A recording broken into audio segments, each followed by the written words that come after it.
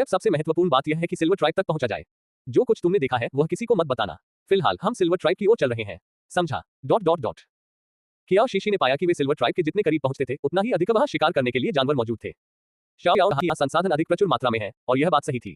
पुनर्तः सत्य। मेजबान आगे की घाटी पार करने के बाद आप देख पाएंगे कि सिल्वर ट्राइब।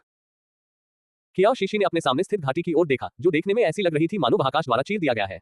वह वहां के प्राकृतिक दृश्यों की भव्यता को देखकर अचंभित हुए बिना नहीं रह सकी। पशु जगत था। आसपास का वातावरण बेहतर होने के कारण शावकों में सुधार हुआ। अधिक ऊर्जावान वे सभी जिन लिंग की पीठ से कूदकर आगे की ओर भाग गए।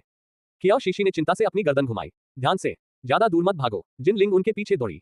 चिंता मत करो शीशी, मैं शावकों के साथ ही रहूंगा। सुनशियाओ की लंबी पूंछ ने कियाओ शीशी को उसकी पीठ पर स्थिर रखा।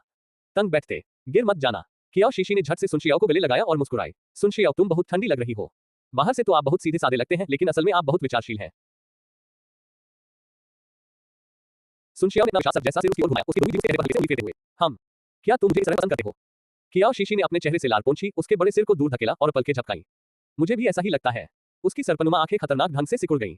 आप अनुमान लगाएं। कियाओ जिक्सी मुस्कुराए। सच कहूं तो मुझे तुम तब भी पसंद हो जब तुम ठंडे और भावहीन होते हो।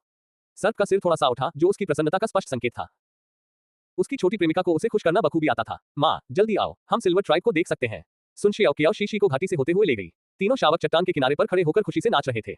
माँ, देखो, उस विशालकाय नर ने कहा, सिल्वर जनजाति बस आगे ही है। कियाओ शीशी ने कियाओ आंग की उंगली के इशारे का अनुसरण किया और उसे स्पष्ट रूप से एक बड़ा दिखाई दिया। चट्टान की तलहटी में बसी आदिवासी बस्ती। यह अभी भी जल्दी है। चलिए नीचे जाकर देखते हैं। जिन लिंग ने तीनों शावकों को वापस अपनी पीठ पर चढ़ा लिया। चट्टान से सीधे नीचे की ओर जाने वाला एक रास्ता था। यह स्पष्ट रूप से अच्छा था घिसा हुआ, जो दर्शाता है कि जनजाति के पशु मानव इसका नियमित रूप से उपयोग करते थे। वे सूर्यास्त से पहले सिल्वर ट्राइब के बाहर पहुंच गए। बाहर से देखने पर विशाल पत्थर का द्वार उससे भी अधिक प्रभावशाली प्रतीत होता था। डेमन बीस्ट सिटी की और यह एक बड़ी मध्यम आकार की जनजाति थी। द्वार के बाहर लगभग 10 लंबे नर पशु मानव खड़े थे। जब उन्होंने कियाओ शीशी के समूह को पास आते देखा तो उन्होंने उनकी ओर देखा। सावधानी, एक नर घोड़ा चलकर आया। निर्वासन फूल की सुगंध सूंघते ही उसके चेहरे पर एक क्षणिक भाव आ गया। कियाओ शीशी, लेकिन तभी उसने उसके माथे पर हल्का सा प्रभामंडल देखा और बहुत आश्चर्यचकित हुए। तुम एक भटकते हुए जानवर हो। आप पुजारी क्यों हैं? कियाओ शीशी को उसकी सीधी बात करने की आदत से कोई आपत्ति नहीं थी। मैं भले ही एक आवारा जानवर हूं, लेकिन मैं पहले एक कबीले में रहता था। मैं पुजारी बन गया मेरी असाधारण क्षमताओं के कारण। नर घोड़े ने सिर हिलाया। आप यहाँ पर क्या कर रहे हैं? जिन लिंग ने कहा, हम कुछ समय के लिए इस कबीले में रहना चाहेंगे। अप्रत्याशित रूप से जैसे ही जिन लिंग ने बोलना समाप्त किया, नर अश्व पशु उसने सिर को हिलाकर रख दिया। आपको चले जाना चाहिए। हमारा कबीला फिलहाल किसी भी बाहरी व्यक्ति को स्वीकार नहीं कर रहा है। हालांकि वह इसके लिए तैयार थी, फिर भी कियाओ शीशी थोड़ी घबरा गई थी। अस्वीकृति से निराश। क्या हम कारण जान सकते हैं? नर अश्व राक्षस ने अपना सिर हिलाया। सुनशियाओ ने शांत भाव से बात की। मैं आपके कबीले के नेता से मिलना चाहता हूँ। नर अश्व पशु ने सुनशियाओ की ओर देखा और एक पल के लिए स्तब्ध रह गया। तुम हो? सेनेक्सियाओ, मैं हूँ। कबीले का मुखिया शिकार दल को लेकर शिकार पर निकला। वह वापस नहीं आएगा कई दिन। आपको तब वापस आना चाहिए। सुनशियाओ ने सिर हिलाया और कियाओ शीशी से कहा, चलो अभी के लिए रहने की जगह ढूंढ लेते हैं। ठीक है। नर अश्व पशु ने सुनशियाओ की दूर जाती पीठ को देखते हुए भौहें चढ़ा ली। मुझे विश्वास नहीं हो रहा कि उसने वापस आने की हिम्मत की। अध्याय 75, उनके पिता जानवर को खोजे। कियाओ शीशी ने अनुमान लगाया कि सिल्वर जनजाति के पुरुष सुनशियाओ को जानते थे क्योंकि वह उसने पहले भी यहाँ क्रिस्टल स्टोन कमाए थे, इसलिए उसने आगे कुछ नहीं पूछा। सुनशियाओ उन्हें पहाड़ के आधे रास्ते में स्थित एक गुफा में ले गया। मैं पहले भी इस गुफा में रह चुका हूँ। आसपास का इलाका अपेक्षाकृत सुरक्षित है, इसलिए हम अगले कुछ दिनों तक यहीं रह सकते हैं। सुनशियाओ ने कियाओ शीशी को नीचे उतारा और खुद गुफा के अंदर जाकर चारों ओर देखने लगा। और सुरक्षा सुनिश्चित करने के बाद ही उसे और शावकों को अंदर जाने दिया गया। गुफा लगभग 50 या 60 वर्ग मीटर की थी, जो पर्याप्त से अधिक जगह थी। उनको जिन लिंग गई और गुफा को साफ करने के लिए कुछ शाखाएं तोड़ लाई। कियाओ शीशी ने एक अपेक्षाकृत विशाल कोने का चयन किया और उस पर एक जानवर की खाल बिछा दी। कंबल, आप सब थोड़ी देर आराम कर लीजिए। माँ जल्द ही खाना बनाना शुरू कर देंगी। मैं माँ की मदद करना चाहता हूँ। कियाओ शीशी के बाद पिछड़ गया। शावक अभी अभी एक अपरिचित स्थान पर पहुंचे थे। वातावरण थोड़ा असहज महसूस कर रहा था, इसलिए कियाओ शीशी की मदद की जरूरत थी। आश्वासन। कियाओ शीशी ने यह देखा और उन्हें एक एक करके मदद करने को कहा। कियाओ ली अपने पिता के पीछे पीछे चूल्हा बनाने के लिए बड़े बड़े पत्थर ढूंढने चला गया। दूसरी ओर कियाओ आंग जिन लिंग के साथ जलाव लकड़ी इकट्ठा करने के लिए बाहर गई। और कियाओ ने कियाओ शीशी की मांस काटने में मदद की। माँ, क्या हम अब से यही रहने वाले हैं? अभी यह निश्चित नहीं है। अगर हम सिल्वर ट्राइब में प्रवेश नहीं कर सकते तो हमें जीना पड़ेगा यहाँ बाहर। पहले ठंड के दिनों को किसी कबीले में न बिता पाने का विचार मन में डर पैदा करता था। कियाओ के लिए यह दुनिया के अंत जैसा महसूस हुआ होगा। लेकिन अब कियाओ शीशी और जिन लिंग के आसपास होने से वह खुद को बेहद सुरक्षित महसूस कर रही थी। जब तक मैं माँ के साथ रह सकती हूँ, कियाओ खुश रहती है। कियाओ शीशी खुद को रोक नहीं पाए और उसने शावक को गोद में उठाकर उसे एक बड़ा सा चुंबन दिया। कियाओ, तुम तो एक प्यारी सी अनमोल बच्ची हो। वह स्थिर जीवन यापन न कर पाने के लिए खुद को दोषी ठहरा रही थी। शावकों के लिए अच्छा वातावरण था, लेकिन उसने कभी उम्मीद नहीं की थी कि उसका छोटा बच्चा इतना अलग होगा। दूसरों को सांत्वना देने में माहिर। कियाओ ने कियाओ शीशी को गले लगाया और उसके गाल पर चुंबन दिया। कियाओ आंग अंदर आए और उसने माँ और बेटी को गले मिलते और चुंबन करते देखा। और उसने गुस्से में अपनी लकड़ियां नीचे गिरा दी। बहुत ही भावुक। हम्फ। कियाओ ने अपना छोटा सा सिर झुकाया और कियाओ आंग की ओर देखा।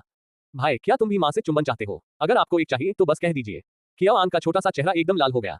मैं एक बच्चा हूँ जो आगे चलकर बनेगा एक बहादुर और शक्तिशाली पुरुष। मैं क्यों चाहूंगी कि माँ मुझे हर समय चूमे? कियाओ कियाओ ने हैरानी से पलकें झपकाई। जब तुम एक बहादुर और शक्तिशाली पुरुष बन जाओगे तो क्या तुम चुंबन नहीं चाहोगे? उसने जिनलिंग को हैरानी भरी नजरों से देखा। लेकिन शक्तिशाली पुरुष हर दिन अपनी माँ को चूमना चाहता है। कियाओ शीशी का चेहरा शर्म से लाल हो गया। मुझे अपने पशु पुरुष पति के साथ अंतरंग संबंध बनाने में अधिक सावधानी बरतनी चाहिए। अब से बच्चों के सामने उसने सोचा, वे क्या सीख रहे हैं? जिनलिंग उदारतापूर्वक कियाओ शीशी के पास गई और धीमी हंसी हंसी। आवाज, हाँ, जब तुम एक बहादुर और शक्तिशाली पुरुष बन जाओगे तब भी तुम मुझे चुंबन चाहिए। कियाओ शीशी के कान लाल हो गए। बात करना बंद करें। जिनलिंग ने उसके लाल हुए छोटे से चेहरे को देखा जो पके हुए फल की तरह लग रहा था। वह उसे पूरी तरह से निगल जाना चाहता था। कियाओ आंग ने मुंह बनाया लेकिन आखिरकार कुछ इशारे करते हुए कियाओ शीशी के पास चली गई। शिकायतें, एकदम बढ़िया, फिर एक चुंबन। कियाओ शीशी को हंसी आ गई और उसने उसे गोद में उठाकर उसके गाल पर चुंबन कर दिया। मम्मी का लाडला बेटा, तुम इतने प्यारे क्यों हो? प्रशंसा पाकर उस छोटे लड़के की चोटियां गर्व से मानो खड़ी हो गई। मैं और लकड़ी लेने जा रहा हूँ। कियाओ आंग कियाओ शीशी की बाहों से नीचे उतर गई। कियाओ कियाओ भी उसके पीछे दौड़ पड़ी। भाई, मेरा इंतजार करो, तुम दोनों भाग मत जाना, बाहर खतरा है। सनशियाओ वहां मौजूद है, वह शावकों की देखभाल करेगा। तभी कियाओ शीशी ने राहत की सांस ली और अपने हाथ से खाना पकाने के बर्तन निकाले। अंतरिक्ष, जिक्सी, मुझे करने दो, आज आप थके हुए हैं, जाकर थोड़ा आराम कर लीजिए। कियाओ शीशी ने सामान नीचे रखा, अचानक जिनलिंग को गले लगाया और उसे एक गाल पर चुंबन देना। अलग होने के बाद जब वे दोबारा मिले थे तब से उनके बीच कोई झगड़ा नहीं हुआ था। ठीक से बात करने का मौका। कियाओ शीशी जिनलिंग के कंधे पर झुक गई, उसकी आंखें चमक रही थी जब उसने उसे देखा। उसे, जिनलिंग, मुझे ऐसा लग रहा है कि मुझे तुमसे बहुत कुछ कहना है। जिनलिंग ऐसी निगाहों को कैसे सहन कर सकती थी? उसने उसे अपनी बाहों में भर लिया और उसने उसके कोमल होठों को चूम लिया। जिनलिंग का चुंबन बिल्कुल उसी की तरह कोमल और धैर्य से भरा हुआ था।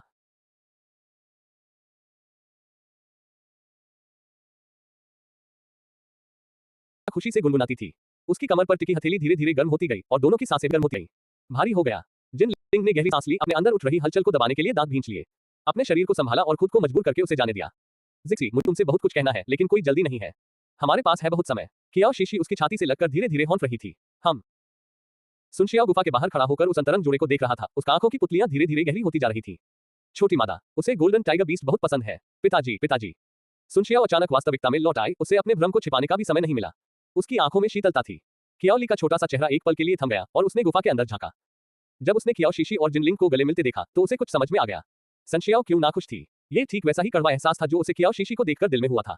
कियाओ आंग और अन्य लोगों को चूमना और गले लगाना, पत्थर इकट्ठा करना समाप्त हो गया। पिताजी, सिर्फ गुस्सा करने से कोई फायदा नहीं है। सुनशियाओ ने अपने शावक की ओर देखते हुए अपनी बाहें ऊपर उठाई। सुनशियाओ ने अपनी बाहें मोड़ ली। आप चाहते हैं कि मैं उससे सीखूं? कियाओ ली ने अपना सिर हिलाया। नहीं, पिता तो पिता ही होते हैं, कोई और पुरुष नहीं। क्या माँ को तुम्हारा मजबूत और दबंग रूप ही पसंद है? इसलिए कियाओ ली ने उसे थोड़ी सी तिरस्कार भरी नजरों से देखा क्योंकि उसे अभी भी बात समझ नहीं आई थी। अगर तुम उसे चाहते हो तो उसके लिए लड़ो। सनक्सियाओ, कियाओ ली ने अपने हाथ में मौजूद पत्थर को जमीन पर फेंक दिया। आह! कियाओ ली की आवाज सुनकर कियाओ शीशी तुरंत कोमल भावों से बाहर आ गई। जिनलिंग के साथ बिताया गया क्षण, मैं जाकर देख लेता हूँ। जिनलिंग ने अनिच्छा से उसे जाने दिया। सनक्सियाओ ने कुछ पल तक कियाओ शीशी को खाली निगाहों से देखा जो तेजी से बाहर निकल गई, उद्वेग से। जब तक कियाओ शीशी ने कियाओ ली को उठाया और चिंता से पूछा, और जब तक सुनशियाओ की नजर अपने ही शावक की निगाहों से नहीं मिली जिसने उसे देखते रहो का संकेत दिया। सीखना, उसकी चुप्पी इतनी खामोश थी कि कान सुन्न हो गए। अगली सुबह नाश्ते के बाद सुनशियाओ शिकार करने के लिए निकल गई। वह इससे अधिक परिचित था उस क्षेत्र में। उसने जिनलिंग को कियाओ शीशी और अन्य लोगों की रक्षा के लिए पीछे रुकने को कहा। कियाओ शीशी आज गुफा में निष्क्रिय नहीं रहना चाहती थी। उसने जियाओ से पूछा था। याओ ने कल रात उसे बताया था कि उस इलाके में कई जंगली फल पाए जाते हैं। वहां कुछ तोड़ने जाने की योजना बनाई थी। मम्मी, हम भी जाना चाहते हैं। ठीक है, हम सब साथ चलेंगे। कियाओ शीशी ने अपने कमरे से छोटे बैग लिए और उन्हें उनमें रखने को कहा। पर जब हम जाएंगे तो आप सभी को मामा और जिनलिंग के करीब रहना होगा। समझना? समझा। जिनलिंग भी गुफा से बाहर निकल आई।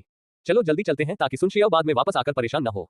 हमें ढूंढ नहीं पा रहे हैं हम। कियाओ शीशी आगे आगे चलकर रास्ता दिखा रही थी। यहाँ दिन का तापमान काफी कम महसूस हुआ। तापमान लगभग 10 डिग्री सेल्सियस था जो पहले से काफी अधिक गर्म था। परिणामस्वरूप पर्वतीय वन में वनस्पति अभी भी जीवनधारी थी। डिंग। System mission. मेजबान, कृपया शावक कियाओ आंग और कियाओ कियाओ को ले जाएं। उनके पिता को ढूंढो। मिशन की कठिनाई 3 सितारे। कियाओ शीशी लड़खड़ा गई और लगभग मुंह के बल गिर पड़ी। क्या कहा आपने? क्या वे अपने पिता को ढूंढ पाएंगे? और इसकी कठिनाई का स्तर केवल 3 सितारे है। क्या आपको यकीन है? जी हाँ, होस्ट। ये प्रणाली कठिनाई के आधार पर स्टार रेटिंग प्रदान करती है। 3 सितारे का मतलब है कि मिशन वास्तव में कठिन नहीं है। अच्छा, तो मुझे बताओ उनके पिता कहाँ हैं? उसके बारे में। अध्याय 76, एक अनमोल पोते पोती का आशीर्वाद। कहीं तुम भी तो नहीं जानते? ओह होस्ट, यह एक मिशन है इसलिए मैं बहुत सीधे तरीके से बात नहीं कर सकता।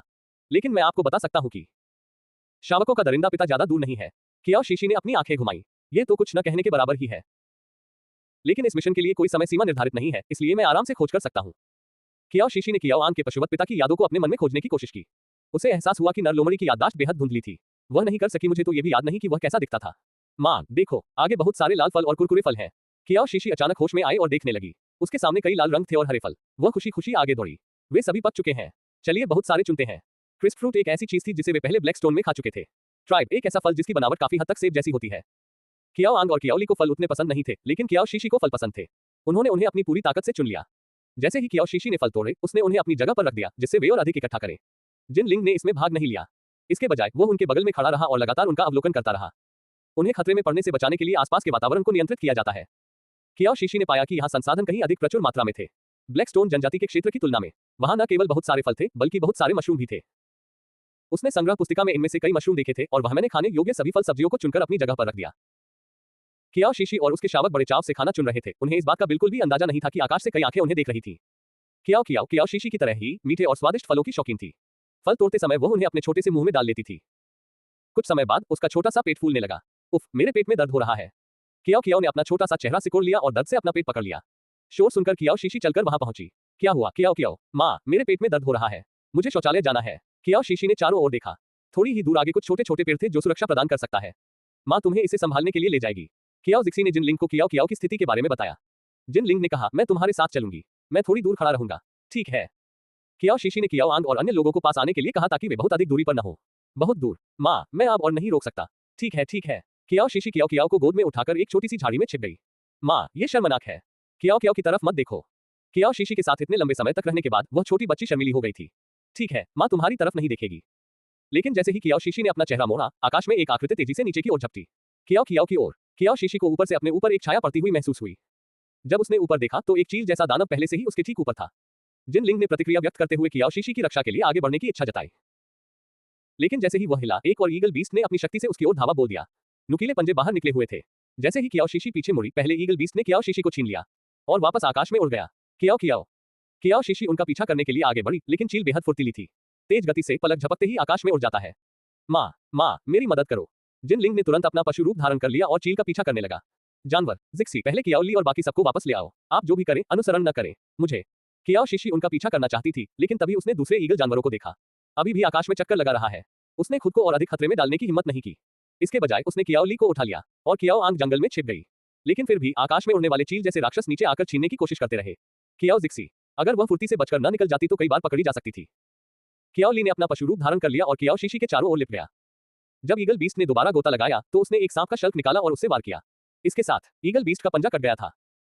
वह दर्द से चीख उठा और उन्माद में उसने अपने पंख हिंसक रूप से फड़फड़ाए, जिससे कियाओ शीशी जमीन पर गिर गई। कियाओ शीशी एक पेड़ से टकरा गई। उसका पहला आवेग कियाओ आंग की रक्षा करना था। हथियार। कियाओली की सर्पाकार पुतलियां सिकुड़ गईं क्योंकि उसने ठंडेपन से कियाओ शीशी को ढाल बना दी। मैं तुम्हें मेरी मां को चोट पहुंचाने नहीं दूंगा। कियाओ शीशी की पुतलियां सिकुड़ गईं। सांप और बाज एक दूसरे के स्वाभाविक शत्रु हैं। कियाओ ली अभी भी इतनी वह युवा है, वह ईगल बीस्ट का मुकाबला करने में बिल्कुल भी सक्षम नहीं है। कियाओ ली, सावधान रहो। जैसे ही कियाओ शीशी ने स्प्रे करने के लिए डल लिक्विड निकाला, जंगल में अचानक जोरदार सरसराहट हुई। एक विशालकाय आकृति ने अचानक हमला किया और ईगल बीस्ट की गर्दन पर काट लिया। अपने विशालकाय सर्प के सिर को झटकते हुए उसने मृत ईगल बीस्ट को फेंक दिया भूमि पर। अपने साथी को मरा हुआ देखकर आकाश में उड़ते हुए चील जैसे जीव नीचे की ओर झपटे। क्रोध। सुनशियाओ, सावधान रहो। सुनशियाओ ने अपनी सांप जैसी पूंछ को झटका दिया और दूसरे ईगल बीस्ट पर प्रहार किया। बचे हुए ईगल बीस्ट्स ने सुनशियाओ पर समन्वित हमला किया। हालांकि बाज जैसे जीवों को सांप जैसे जीवों पर स्वाभाविक लाभ प्राप्त था, सुनशियाओ की पशु आत्मा शक्तिशाली थी। ये साधारण ईगल जानवर कोई खास नहीं थे उसके लिए उपयुक्त। अपने कई साथियों को खोने के बाद उन्होंने सुनशियाओ और उसकी ओर ठंडी निगाहों से देखा। पीछे हट गया। सुनशियाओ पीछे मुड़ी, कियाओ शीशी के सामने आए और अपना शरीर नीचे झुकाया। मिलकर रहना। चलिए पहले वापस चलते हैं। ईगल बीस्ट के वापस आने की आशंका से चिंतित कियाओ शीशी केवल कियाओली को ही साथ ले जा सकी और बाकी लोग फिलहाल वापस आ गए हैं। जब वे व्यवस्थित हो गए तो सुनशियाओ ने अपने शिकार को काटा और तेजी से वापस चला गया। अन्यत्र जिन लिंग ने तेजी से ईगल बीस्ट का पहाड़ों से पीछा किया। ईगल बीस्ट ने स्पष्ट रूप से यह उम्मीद नहीं की थी कि जिन लिंग उसका पीछा कर पाएगी। दूर जिन लिंग ने देखा कि ईगल बीस्ट अपनी ऊंचाई कम कर रहा है। वह झट से एक विशाल पेड़ पर चढ़ गया और चील जैसे राक्षस की ओर झपटा। जैसे ही जिनलिंग ने झपट्टा मारा, ईगल बीस्ट अचानक और ऊपर उड़ गया। दोबारा ऊपर उड़ते हुए उसने जिनलिंग की ओर घमंडी निगाह से भी देखा। जिनलिंग क्रोध से दहाड़ते हुए पीछा करना जारी रखा। ईगल बीस्ट ने एक छोटी नदी पार की और कम ऊंचाई पर उड़ना शुरू कर दिया। जंगल में एक अधेड़ उम्र का श्वेत लोमड़ी जैसा पुरुष बर्फ जैसे सफेद पशु वस्त्र पहने हुए छुपकर वह एक पत्थर की मूर्ति के सामने खड़ा था। वह श्रद्धापूर्वक पत्थर की मूर्ति के सामने घुटने टेककर बैठ गया और प्रार्थना बुदबुदाने लगा। हे पशु देवता, कृपया मेरे बेटे को जल्द ही हमारी वंश परंपरा को आगे बढ़ाने दें। फेली ने अपने हाथ मूर्ति की ओर सिर के ऊपर उठाए और उसे दबाया, माथे को जमीन पर टिका दिया। मैं ईश्वर से प्रार्थना करता हूं कि वो हमें आशीर्वाद दे, स्नो माउंटेन व्हाइट की वंशज को आगे बढ़ने दे। लोमड़ियां जारी हैं। अचानक जंगल में हवा का एक झोंका आया जिससे पेड़ हिलने लगे। सरसराहट। फेली ने आश्चर्य से ऊपर देखा और विस्मय से पत्थर की मूर्ति को घूरने लगी। हे राक्षसी देवता, क्या आपने मेरी प्रार्थना सुनी? जंगल में हवा और भी तेज होती जा रही थी। अचानक आकाश से कुछ गिरा। फेई ने ऊपर देखा और सहज रूप से उसे पकड़ लिया। ये है। फेई ने अपनी गोद में पकड़ी हुई नन्ही मादा शावक को हैरानी से देखा। उसके कोमल और परिष्कृत चेहरे की बनावट उसके अपने बेटे की हूबहू छवि थी। बच्चा। फेई के हाथ कांप रहे थे, उसे इस बात पर विश्वास नहीं हो रहा था क्योंकि उस छोटी मादा शावक पर उसे बर्फ की एक अनोखी गंध महसूस हुई। पर्वतीय सफेद लोमड़ी की वंशावली है।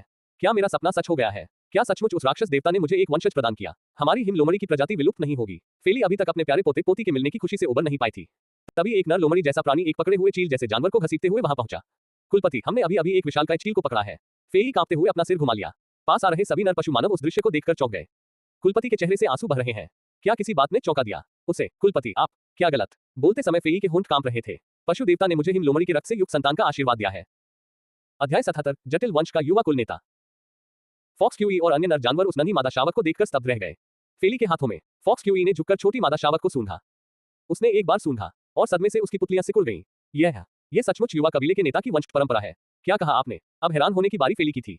फॉक्स क्यूई ने आश्चर्य से कहा, कुल प्रमुख, युवा कुल प्रमुख का बच्चा। यह पहले ही इतना बड़ा हो चुका है और आपको पता भी नहीं चला। आखिरकार फेई होश में आए और उसने छोटी मादा शावक को सूंघा। वह जितना ज्यादा सूंघता गया उतना ही ज्यादा हैरान होता गया। वह जानवर पूरी तरह से अचंभित रह गया। यह फेयान वंश की सुगंध है। कुछ क्षण पहले तक वह सोच रहा था कि वह राक्षस देवता का उपहार है। फॉक्स क्यूई ने नन्ही मादा शावक की ओर देखा। हमने इस बाज जैसे जानवर को अपने पंजों में कुछ ले जाते हुए देखा, इसलिए हमने उसे अपने साथ ले लिया। जब वह ध्यान नहीं दे रहा था तब उसे गिराने का मौका मिल गया। उस समय ईगल बीस्ट बहुत नीचे उड़ रहा था, इसलिए हमने उसके सिर पर वार किया। चट्टान। फेली को होश आ गया।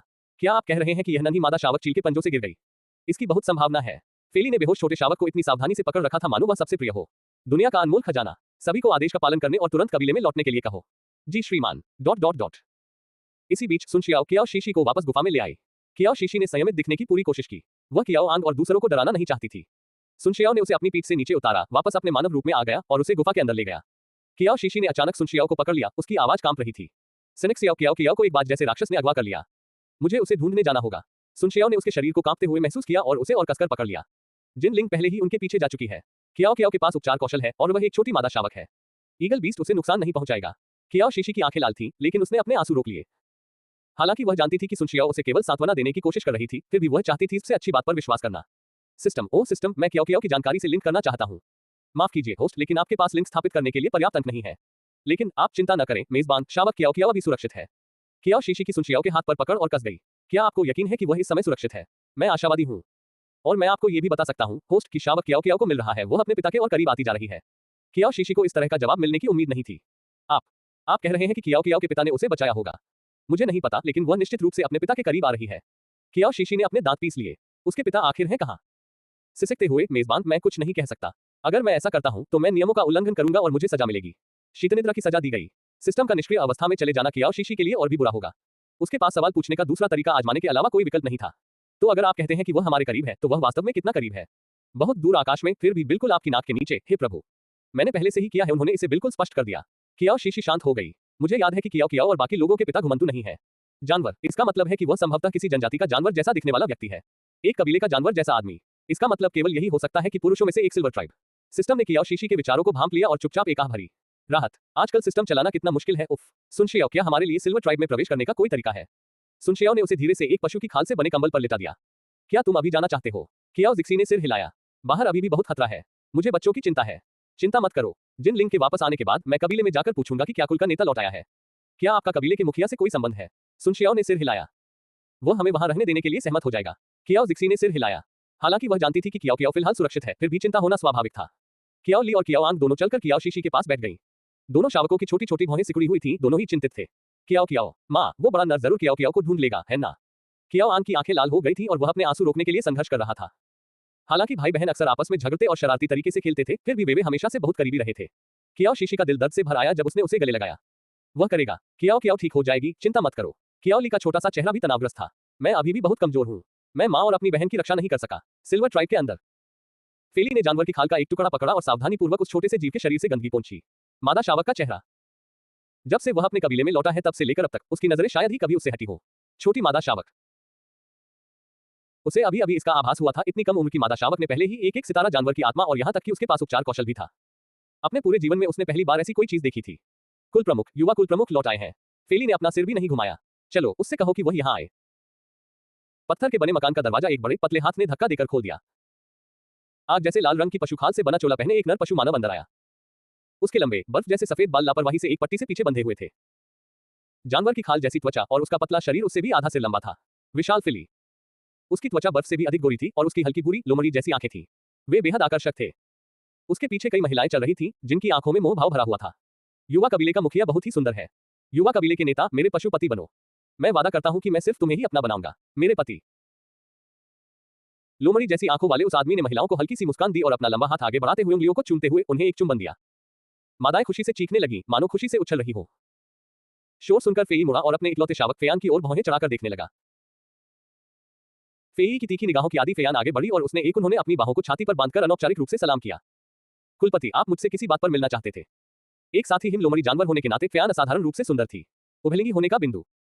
यहां तक कि कबीले की सबसे खूबसूरत महिला भी तुलना में फीका पड़ गया। फेई को अपने बेटे का रूप रंग पसंद नहीं आया, उसे उसमें मर्दाना जोश की कमी महसूस हुई। लेकिन संयोगवश वह लड़का एक शक्तिशाली 6 सितारा पशु आत्मा था, इसलिए फेली उसमें कोई खामी नहीं निकाली जा सकी। क्या शिकार से प्राप्त जानवरों का उचित वितरण किया गया है? बिल्कुल। फेली ने अपना चेहरा गंभीर बनाए रखा, लेकिन जब उसने उस छोटी मादा शावक के बारे में सोचा तो वह भावुक हो गया। बिस्तर पर लेटे हुए उनके बूढ़े चेहरे पर झुर्रीदार मुस्कान अपने आप खिल उठी। अरे बदमाश, तुम्हारे पास पहले से ही इतना बड़ा बच्चा है और तुमने उसे बताया भी नहीं। पिता। फेयान ने फेई की ओर देखा। उसे लगा कि आज उसके पिता कुछ अजीब व्यवहार कर रहे हैं। उसने फॉक्स क्यूई से सुना था कि उसके पिता एक छोटी मादा शावक को वापस लाए हैं। उसे जंगल से मिला था और उसे पूरा यकीन था कि यह उसकी वंश परंपरा है। फेयान ने अपनी बाहों को अपनी छाती पर बांध लिया और सुस्त स्वर में बोला, पिताजी, आप भी उतना ही जानते हैं जितना मैं जानता हूं। मेरी वंश परंपरा कमजोर है। मैं कहां जाऊंगा, किससे शावक प्राप्त करें? सामान्य तौर पर अगर फेली ने ये शब्द सुने होते तो वह गुस्से से उछल पड़ता। फेयान उसका इकलौता बच्चा था, लेकिन एक दुर्घटना के कारण कुछ गड़बड़ हो गई थी। फेयान के शरीर में कुछ गड़बड़ी थी और तांत्रिक ने अनुमान लगाया था कि वह संतान उत्पन्न करने में असमर्थ है। उसके लिए यह मुश्किल होगा। इससे वह गहरे निराशा में डूब गया और उसे हिम लोमड़ी पर विश्वास हो गया। उसके साथ ही वंश का अंत हो जाएगा। लेकिन किसने सोचा होगा घटनाओं में ऐसा अचानक मोड़ आ जाएगा। आप मेरे साथ आओ। फेली फेयान को बिस्तर के पास ले गई और उसने बिस्तर पर लेटी छोटी मादा शावक की ओर इशारा किया। बिस्तर अपने लिए देख लो। फेयान उत्सुकता से आगे बढ़ी। जब उसने उस नन्ही मादा शावक पर अपने ही वंश की गंध महसूस की तो उसने वह भी अवाक रह गया। अध्याय 78। ये पिता बहुत परेशान करने वाला है। कियाओ कियाओ का छोटा सा सिर चकरा रहा था। उसने आंखें खोलने के लिए संघर्ष किया और अचानक उसके सामने एक अत्यंत ही भयावह दृश्य आ गया। सुंदर चेहरे। आश्चर्य से उसकी नीली आंखें चौड़ी हो गईं। चौंककर वह चीख पड़ी और वह बिस्तर से झटपट उठ खड़ा हुआ। एक बुरा आदमी। फेयान एक पल के लिए थम गई, फिर उसने कियाओ कियाओ का छोटा सा पैर पकड़ा और उसे ऊपर उठा लिया। उसका, तुम बदमाश हो, मुझे छोड़ दो। कियाओ कियाओ उल्टी लटकी हुई थी, अपने हाथ पैर पटक रही थी और रो रही थी। गुस्सा। जब फेली ने उस नासमझ फेयान को अपनी छोटी मादा शावक के साथ ऐसा व्यवहार करते देखा, इस पर वह इतना क्रोधित हुआ कि लगभग हवा में उछल पड़ा। वह तेजी से आगे बढ़ा और कियाओ कियाओ को फेयान की पकड़ से छुड़ा लिया। चिंता मत करो नन्ही बच्ची, डरो मत। आपके पिता बेहद खुश हैं, मैं तुम्हें कभी चोट नहीं पहुंचाना चाहूंगा। कियाओ कियाओ ने भयभीत होकर फेई की ओर देखा। इस बूढ़े लोमड़ी जैसे दिखने वाले आदमी की आंखों में कितनी दयालुता झलकती है। लेकिन मैं उसे बिल्कुल नहीं जानता। Mother said not to let strange beastman hold me. She squirmed out of Felie's arms. उसे चोट पहुंचाने के डर से फेली ने जल्दी से उसे वापस बिस्तर पर लिटा दिया। आप कौन है और यह जगह कहां है? फेयान को अभी भी वहीं बेसुध खड़ा देखकर फेई ने गुस्से में आकर उसे एक थप्पड़ मार दिया। क्या तुमने उस छोटे बच्चे को तुमसे सवाल पूछते हुए नहीं सुना? तभी फेयान अपनी तंद्रा से बाहर आया। बात और कुछ नहीं थी, वह बस इतना स्तब्ध था कि कुछ बोल नहीं पा रहा था। उसके सामने ये नाजुक प्यारी सी छोटी मादा शावक, क्या वह सचमुच उसकी हो सकती है? अपने ही खून के रिश्ते। फेयान गहरी सोच में डूब गई। इन सभी वर्षों में उसने किसी के साथ संभोग नहीं किया था महिलाएं। उसे एक बार को छोड़कर। वह सपना, ये हो सकता है। क्या ये सपना नहीं था? लेकिन तांत्रिक ने यह निर्धारित कर लिया था कि उसके लिए इसे उत्पन्न करना मुश्किल होगा। संतान, अगर वह सपना सच भी होता तो क्या वह सिर्फ एक से बच्चा पैदा कर सकता था? समय, क्या आप जानते हैं कि आपकी माँ कौन है? कियाओ कियाओ की कोमल छोटी भौहें सिकुड़ गईं और उसने फेयान की ओर देखा। दुर्भाग्य से, दरअसल उसे उसमें से उसके वंश की गंध पहले ही आ गई थी। वह था बहुत संभावना है कि वह उससे पहले मौजूद इस विशाल नरहिम लोमड़ी की शावक थी। लेकिन वह उसे पसंद नहीं करती थी। हम्फ, कैसे अशिष्ट है। फेयान हिचकिचाई, फिर उसने फूले हुए मुंह वाली छोटी मादा शावक की ओर देखा। उसने अपने गालों को सहलाया और अचानक हंसने लगी। जब वह मुस्कुराया तो नन्हे शावक ने सोचा कि यहाँ तक कि फूल भी उसे प्रभावित नहीं कर सकते। पहाड़ उतने ही सुंदर थे जितना वह खुद। मैं तुम्हारा पिता हूँ, फिर भी तुमने मुझे उस नाम से नहीं पुकारा। बदतमीज कौन है यहाँ? फेयान ने शावक के कोमल गुलाबी चेहरे को देखा और उसे चुटकी काटने की तीव्र इच्छा हुई। और उसने वैसा ही किया। वाह, मुझे छोड़ दो। कियाओ कियाओ अब सचमुच गुस्से में थी। ये पिता वैसा नहीं था जैसा उसने कल्पना की थी। वह उसे पसंद नहीं करती थी। अपनी प्यारी पोती को अपने निराशाजनक बेटे से नफरत करते देख फेली उसने घृणा से फेयान को धक्का देकर दूर कर दिया। चलो यहाँ से चले जाओ, बदसूरत दिखना बंद करो। फेयान को दरवाजे से बाहर धकेल दिया गया। दरवाजा बंद हो गया, जिससे नन्हे शावक को देखना पूरी तरह से बंद हो गया। उसे लगा कि उसे इस बात को भी समझना होगा कि अचानक उसके पास एक शावक आ गया है। अचानक से रात होते ही कियाओ शीशी ने कियाओ ली और कियाओ आंग को सुलाने के बाद पशु की खाल से बने कंबल पर लेट गई। सोने के लिए। जियो याओ, क्या कियाओ कियाओ अभी सुरक्षित है? ओह मेरे प्यारे मेजबान, आप मुझसे हर 5 मिनट में यही सवाल पूछ रहे हैं। इस शरीर को भी आराम की जरूरत होती है, आप जानते हैं। कियाओ शीशी ने अपने होंठ कसकर बंद कर लिए। अपने बच्चे के न होने से उसका मन में बेतहाशा विचार उमड़ने लगे। कियाओ शीशी की घबराहट को भांपते हुए जियाओ याओ ने धैर्यपूर्वक कहा, चिंता मत करो मेजबान। कियाओ कियाओ इस समय पूरी तरह सुरक्षित है, मैं इसकी गारंटी देता हूँ। कियाओ शीशी ने कुछ नहीं कहा, बस जानवर की खाल से बने कंबल को अपने ऊपर खींच लिया। कियाओ ली और अन्य लोग। नींद नहीं आ रही। सुनशियाओ गुफा के प्रवेश द्वार से अंदर चली आई। उसे पता था कि कियाओ शीशी सोई नहीं थी और वह उसकी बेचैनी को महसूस कर सकता था। कियाओ शीशी ने उठकर बैठने का फैसला किया। जिन लिंग भी वापस नहीं आई है, मुझे चिंता हो रही है। हालांकि उन्हें उनके सुरक्षा लिंक के जरिए पता था कि जिन लिंक किसी भी तरह से खतरे में नहीं है। खतरा, लेकिन उसे न देख पाने की वजह से वह अब भी चिंतित थी। सुनशियाओ ने उसे अपनी बाहों में भर लिया और प्यार से उसके माथे को सहलाया। इस क्षेत्र में उत्परिवर्तित जीव और राक्षसी जीव शायद ही कभी दिखाई देते हैं। उसका जानबूझ की आत्मा का स्तर इतना पर्याप्त है कि वह किसी भी खतरे का सामना कर सकता है। यहाँ कियाओ शीशी धीरे से गुनगुना रही थी, सुनशियाओ की छाती से टिकी हुई थी और उसे महसूस कर रही थी। वह जानबूझकर शक्ति को मुक्त कर रहा था। उसकी तीव्र भावनाएं धीरे धीरे शांत होने लगी। सुनशियाओ के कोमल चुंबन लगातार उसके चेहरे, उसके होठों और उसके शरीर पर बरस रहे थे। माथे पर ये सब उसे शांत करने के लिए किया गया था। सुनशियाओ के कोमल स्नेह से प्रेरित होकर कियाओ शीशी ने आखिरकार अपनी आंखें बंद कर ली। आंखें भोर हो रही थी। सिल्वर ट्राइब के बाहर जानवरों जैसे दिखने वाले लोगों का एक दल पहुंचा। द्वार की रखवाली कर रहे जंगली घोड़े जैसे दिखने वाले प्राणी ने उन्हें रोक दिया। तुम कौन हो और यहाँ क्या कर रहे हो? बाय ले आगे बढ़ा और बोला, हम 3 पत्थरों से आए पशु मानव हैं। जनजाति, हमारे कबीले में एक जहरीली गैस फैल गई, इसलिए हमारे पास कोई विकल्प नहीं बचा था। अपने लोगों के साथ जाने के लिए हम सिल्वर ट्राइब के पास शरण लेना चाहते हैं। माँ किंग ने भौहें चढ़ाई। हमारे कबीले के नेता ने कहा है कि हम फिलहाल किसी भी बाहरी व्यक्ति को स्वीकार नहीं कर रहे हैं। आपको चले जाना चाहिए। बाय ले कुछ हद तक हैरान थी। क्यों? क्या मैं आपके कबीले के नेता से मिल सकता हूँ? थरी स्टोन ट्राइब में कई हैं वे पुरुष जिन्होंने अपनी पशुवत आत्मा को जागृत कर लिया है। यदि कबीले का नेता इच्छुक हो तो हमें यही रहने दीजिए, हम जनजाति में योगदान दे सकते हैं। माँ किंग दुविधा में दिख रही थी। अगर वह घटना न हुई होती तो वे शक्तिशाली लोगों का स्वागत करते, पुरुषों को जनजाति में बसने के लिए। पर अब यहाँ इंतजार करें, मैं कबीले के मुखिया से पूछने जाऊंगा। धन्यवाद। माँ किंग ने किसी और को द्वार की रखवाली करने के लिए कहा जबकि वह कबीले की ओर रवाना हो गया। जनजाति के सबसे बड़े पत्थर के घर के अंदर चौड़ी मुस्कान से चेहरा मटमैला किए हुए फेई कियाओ के लिए मांस की एक थाली लेकर आया। कियाओ कियाओ कियाओ, मेरी नन्ही शावक, तुम्हें भूख लगी होगी, जल्दी करो और कुछ खा लो, खुद को भूखा मत रखो। कियाओ कियाओ ने थाली में रखे कच्चे मांस को देखा और भौहें सिकुड़ी। मैं कच्चा मांस नहीं खाता, माँ हमेशा मेरे लिए इसे पकाती है। उसके शब्दों से फेली स्तब्ध रह गई। कियाओ कियाओ की माँ एक आवारा जानवर है तो कैसे क्या उसे आग पर खाना पकाना आता होगा? फेयान ने छोटे शावक को देखा, मांस का एक टुकड़ा उठाया और उसे पेश किया। उसकी ये सबसे नर्म मांस है, अगर आप इसे भी नहीं खाते तो इसमें कोई आश्चर्य की बात नहीं है कि आप इतना छोटा। आह, ये पिता तो बहुत ही परेशान करने वाला है। मैं छोटा नहीं हूँ। माँ ने कहा कि मेरी लंबाई काफी बढ़ गई है और मैं पहले से ज्यादा मोटा भी हो गया हूँ। मुझे मेरी माँ चाहिए। मुझे अपनी माँ की याद आती है। छोटी सी शावक कल सुबह से ही बेचैन थी। फेली ने उसे मनाने की पूरी कोशिश की, फिर भी नन्ही शावक नहीं मानी। अपनी घबराहट को दबाते हुए फेयान की बात सुनने के बाद वह अब और चुप नहीं रह सकी। वह आह भरते हुए फूट फूट कर रोने लगी। जैसे ही शावक रोने लगा, आमतौर पर शांत रहने वाली फेयान भी चौंक गई। अचंभित शावक की बड़ी बड़ी आंखों से बहते मोटे मोटे आंसू देखकर वह पूरी तरह से स्तब्ध रह गया। नुकसान, रोना मत, रोना मत। आप क्या खाना चाहते हो? पिताजी इसे बनाने जाएंगे आप। वह शावक लगातार जोर जोर से रोती रही। वह अपनी माँ को चाहती थी। उसे अपनी माँ की बहुत याद आ रही थी। सिसकियां सिसकियां सिसकियां। फेली की आंखें लगभग बाहर निकल आईं। ओह मेरी प्यारी कियाओ कियाओ, तुम क्या चाहती हो? दादाजी इसे लेने जाएंगे आप, ठीक है? मुझे मेरी माँ चाहिए। मुझे अपनी माँ की बहुत याद आती है। हम उसे ढूंढ लेंगे। दादाजी अभी किसी को भेजकर तुम्हारी माँ को ढूंढवाएंगे। अब जैसे ही फेई ने बोलना समाप्त किया, माँ किंग दरवाजे पर आ पहुंची। कुलपति, थरी स्टोन जनजाति के पशु पुरुष द्वार पर हैं। वे कहते हैं कि वे हमारे समुदाय में शामिल होना चाहते हैं। फेली के चेहरे के भाव बदल गए। उसने अधीरता से हाथ हिलाया और कहा। फेयान ने कहा, तुम जाकर इससे निपटो। शावक के रोने से फेयान के सिर में दर्द हो रहा था। उसे सचमुच कोई अंदाजा नहीं था कि कैसे बच्चे को संभालने के लिए वह केवल उठकर बाहर जा सकता था। दरअसल वह ये जानने के लिए भी उत्सुक था कि शावक की माँ कौन थी। उसे बस इतना याद था कि उस समय महिला ने ही गेंद फेंकी थी। वह उसकी ओर देखने लगी। अध्याय 79, इस भावना को पसंद करने लगना। नींद और जागने के बीच की धुंधली अवस्था में कियाओ शीशी को लगा कि उसने जिन की आवाज सुनी। लिंग की आवाज। उसने आंखें खोली और जिन लिंग को अंदर आते देखा। जिन लिंग। कियाओ शीशी झटपट उठी और खुद को उसकी बाहों में फेंक दिया। जिन लिंग ने उसे गले लगाया और उसके माथे पर चुंबन किया। जिक्सी, मैं वापस आ गया हूँ। मुझे खेद है, मुझे ईगल बीस्ट नहीं मिला। मैं ऐसा करने में सक्षम नहीं था। कियाओ कियाओ को वापस लाओ। उसने उस विशालकाय चील का पूरे रास्ते पीछा किया था, लेकिन वह अचानक झपट्टा मारते हुए आगे बढ़ गई। नीचे उतरकर वह जंगल में गायब हो गया। जब तक वह वहां पहुंचा तब तक वह गायब हो चुका था। उसने पूरी रात पहाड़ी जंगल में खोजबीन की और आज ही दोबारा शुरू की। सुबह कियाओ शीशी इस परिणाम से निराश थी, लेकिन वह अपनी भावनाओं को जाहिर नहीं करना चाहती थी। जिन लिंग को खुद को दोषी ठहराने के लिए मजबूर करो। ईगल जानवर चालाक होते हैं और उड़ सकते हैं। ये स्वाभाविक है कि आप इसे पकड़ नहीं पाए। ये तुम्हारी भूल नहीं है। जिन लिंग भी वापस लौट आया था क्योंकि वह कियाओ शीशी को लेकर चिंतित था। आपको पहले कुछ खा लेना चाहिए, फिर थोड़ा आराम कर लेना चाहिए। मैं तुम्हारे लिए कुछ ले आता हूँ मांस। जिन लिंग जानती थी कि कियाओ शीशी का दिल टूट गया है, लेकिन वह उसे सांत्वना दे रही थी। इसके विपरीत जिसने उनके दिल को सुकून दिया। तभी सुनशियाओ लकड़ियां लेकर अंदर आए और उसने जिन लिंग की ओर देखा। मैं थोड़ी देर में सिल्वर ट्राइब के लिए रवाना हो रहा हूँ। मैं ईगल बीस्ट के निशान खोजूंगा जिस तरह से साथ। आप दोनों यहीं रुकिए, इधर उधर मत भटको। कियाओ जिक्सी ने सिर हिलाया। ठीक है। लकड़ियां रखने के बाद सुनशियाओ मुड़ी और कमरे से बाहर चली गई। गुफा। कियाओ शीशी उसके पीछे भागी और उसके गाल पर झट से एक चुंबन दिया। उसकी आंखों में चिंता झलक रही थी। चाहे कबीले का मुखिया हमें अंदर आने दे या नहीं, कृपया उनसे झगड़ा शुरू न करें।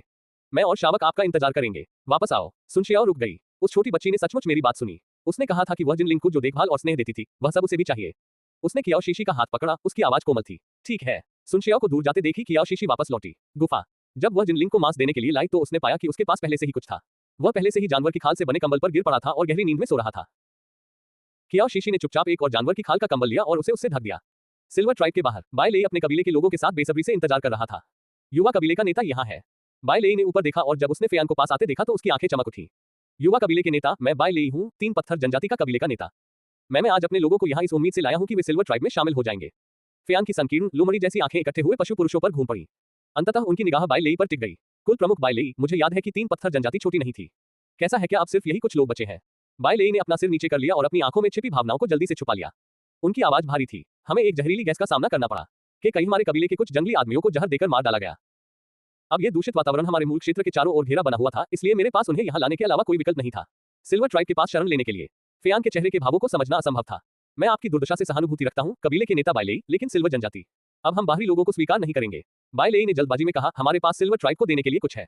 अदला बदली। फेयान ने अपनी भौहें ऊपर उठाई। वह ये जानने के लिए उत्सुक था कि बाई लेई के पास सौदेबाजी के लिए क्या हथियार हो सकता है।